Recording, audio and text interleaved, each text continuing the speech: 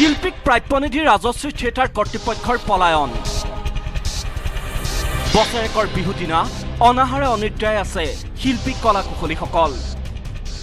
12 এপ্ৰিলৰ অন্তিমটো প্ৰদৰ্শনীৰ পাছত অনাহাৰে অনিদ্ৰাই আছে ৰাজশ্ৰী থিয়েটাৰৰ 120 গৰাকী শিল্পী কলা কুশলী আজি 3টা দিন মই কথা ক'বলৈ মোৰ শক্তি নাই না মানে কোনে খোৱা নাই মই খোৱা নাই একো খোৱা নাই নুখোৱা নবকে আছো তেখেতে আমাক মানে কথা দিছিলে যে পইচা দিম নিদিলে এটা ভেটেনাৰি আৰ্টিষ্ট পন্দাস তেখেতৰ পইচা ক্লিয়াৰ কৰা নাই মোৰ কৰা নাই কবিতা চুটিয়াৰ কৰা নাই চকিদাৰ পৰা আৰম্ভ কৰি ৰান্ধনি মই অলৰেডি কৈছো গতিকে আমি উপায়বিহীন তা মানে এতিয়া আমি কি কৰিম আমাৰ হাতত কোনো উপায় নাই তা মানে বৰক্ষেত্ৰী সমষ্টিৰ বিধায়ক নাৰায়ণ ডেকাৰ পৰিয়ালৰ ৰাজশ্ৰী থিয়েটাৰ কৰ্তৃপক্ষই শিল্পী কলা কুশলীৰ প্ৰাপ্য আদায় নিদি পলায়ন কৰাৰ পাছতে অসহায় হৈ পৰিছে শিল্পী কলা কুশলীসকল কাৰ্যবাহী প্ৰযোজক যতীন ঠাকুৰীয়াৰ বিৰুদ্ধে ক্ষোভ এবাৰ মাত্ৰ দেখা দিবলৈ আহ্বান শিল্পী কলা কুশলীসকলৰ আমি বুজি পাওঁ আগতেও তেনেকে বেলেগ থিয়েটাৰটো তেনেকুৱা কেতিয়াবা হৈছে আমাক দেখা দিয়ক মানুহজনে দেখা দিয়ক আমি হেতু বিচাৰিছো আমাক দেখা দিয়ক তেওঁ ফোন ৰিসিভ নকৰে দেখা নিদিয়ে বিগত তিনিদৰে এনেদৰে শিল্পী কলা কুশলীৰ দলটিয়ে মাটিয়ে বালিয়ে পৰি থাকিব লগা হৈছে এটা পেট্ৰল পাম্পত হাতত 10 টকাও নাই বহুজনৰ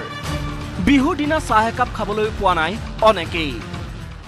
আমাৰ এটা ৰাতিপুৱা চাহ একাপ খাবলৈ আমাৰ ওচৰত 10 টকা নাই এনেকুৱা অৱস্থা আছে ভাত খাইছো নে নাই কি কৈছো নে কি একো এটা ফোন কৰিলেও ৰিসিভ নকৰে এনেকুৱা অৱস্থা কৰিছে এতিয়া আমি ঘৰলৈ কেনেকে যাম কেনেকে কি কৰিম একো ভাবিয়ে পাব নাই বঞ্চিত হৈছে তপন দাস জুপিতৰা ভূঞা কবিতা চুটিয়া জেফ্ৰী বক্সিৰ দৰে শিল্পী প্ৰাপ্যধন বিচাৰিলে এইসকল শিল্পীক গুলিয়াই মৰাৰ ভাবুকি দিয়াৰ অভিযোগ কাৰ্যবাহী প্ৰযোজক যতীন ঠাকুৰীয়াৰ বিৰুদ্ধে আমি তেনেকে যতীন দাক মালিকক ফোন কৰিলো দুজনে ফোন কৰিছো তাৰপৰা কৰিছে আমাক বহুত গালি দিছে বেয়া ব্যৱহাৰ কৰিছে আমাক গুলিয়াই দুটাকে ফুটুৱা কৰিম কৈছে ফোনতে কৈছে কোনে কৈছিলে যতীন ঠাকুৰীয়া কৈছে আমাক গুলি ফুটুৱাই মানে ফুটা কৰি দিম কৈছে মহিলা শিল্পী আৰু কলা কুশলীকো দুৰ্ব্যৱহাৰ কৰাৰ লগতে মহিলাৰ পৰা অন্যায় সুবিধা ল'ব বিচৰাৰ অভিযোগ উঠিছে যতীন ঠাকুৰীয়াৰ বিৰুদ্ধে যেতিয়া আমি লাষ্ট পেণ্ডেলৰ আগৰ পেণ্ডেলটো গোটেই ল'ৰা ছোৱালীখিনি গৈছো